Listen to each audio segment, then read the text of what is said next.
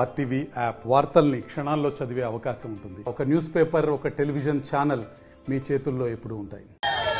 దూరాన్ని మాట్లాడుతున్నాను. ఇవాళ ఆకుతోటపల్లి గ్రామంలో ఉన్నామండి. ఊరు కదిలొచ్చింది. చాలా బ్రహ్మాండంగా రిసీవ్ చేసుకున్నారు. పూల వర్షమే కురిపిస్తున్నారు ప్రతి ఊర్లోనూ. గత 5 సంవత్సరాలుగా ఇబ్బందులు పడేది ప్రతి ఒక్కరికి తెలుసు. ఇప్పుడు రాష్ట్రం ఎంత అప్పుల పాలైపోయిందో అందరికీ తెలిసిన విషయమే. దాదాపు 13 లక్షల కోట్ల అప్పు ఉంది మన రాష్ట్రానికి. అంటే ప్రతి కుటుంబం మీద 8 లక్షల పైగా భారం మోయాల్సి వస్తుంది. మన పిల్లలు, మన కుటుంబాలు.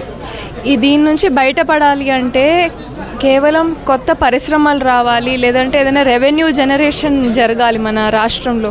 గత 5 సంవత్సరాలుగా చూస్తే అప్పులు చేశారు తప్ప వేరే ఒక్క రకమైన అభివృద్ధి జరగలేదు. ఒక అమౌంట్ సంపాదిద్దాము అనే గవర్నమెంట్ అలాంటి పాలసీనే తీసుకురాలేదు.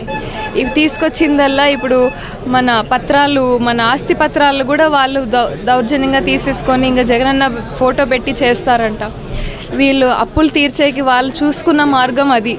ల్యాండ్ టైటిలింగ్ యాక్ట్ వాళ్ళ పేరున చేసుకొని గవర్నమెంట్ స్వాధీనంలో ఉంటాయి ఇంకా ల్యాండ్స్ అన్నీ. అలాంటి పరిస్థితి నుంచి బయటపడాలి, మన భూములు మన చేతిలో ఉండాలి అంటే అది మనకి టీడీపీ ప్రభుత్వం వస్తే తప్ప వేరే ఆలోచనే లేదండి. మన భూములు మన సొంతం కాకోకుండా పోతుంది.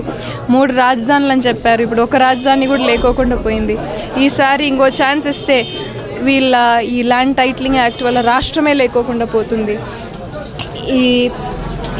ఈ అప్పుల్లో నుంచి బయటపడాలి అంటే ఖచ్చితంగా చంద్రబాబు నాయుడు గారు వస్తే తప్ప మన ఊరికి కొత్త పరిశ్రమలు రావు. దానికి మెయిన్ ఎగ్జాంపులే కియా వచ్చింది మన పెనుగొండ రీజన్కి. ఎంత ఇన్వెస్ట్మెంట్ వచ్చింది, ఆ చుట్టుపక్కల ఏరియాలో ఎంత డెవలప్మెంట్ జరిగింది, ల్యాండ్ రేట్స్ ఎంత బాగా పెరిగాయి ఒక్కసారి చూడండి. ఎంతమందికి ఉద్యోగాలు వచ్చాయి. మన పిల్లలు ప్రతి ఒక్కరూ ఇక్కడ ఈ ఊర్లలో నుంచి అక్కడికి వెళ్ళి ఉద్యోగాలు చేసి వస్తుండేదే మనం చూస్తున్నాం.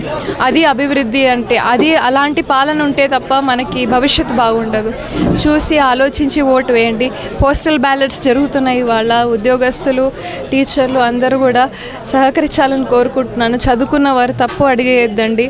ఒక్క ఛాన్స్ అంటూ ఇచ్చి మనం రాతి యుగంలోకి జారిపోయాం. ఇలాంటి పరిస్థితి నుంచి బయటపడాల్సిన అవసరం మన రాష్ట్రానికి ఎంతో ఉంది.